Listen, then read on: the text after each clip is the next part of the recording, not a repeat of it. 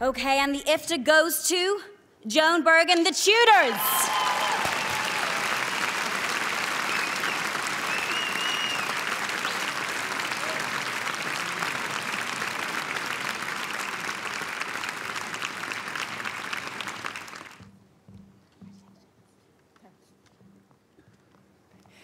I feel I should make a public announcement. This is the last time I'm eligible for anything for the Tudors in this country. I have to leave it there.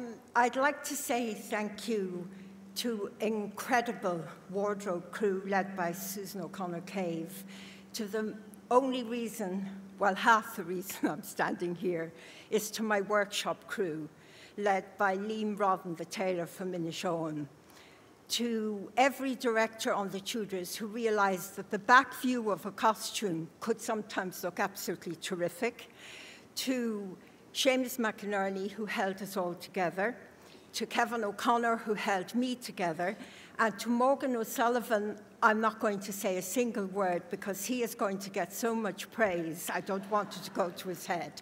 Thank you.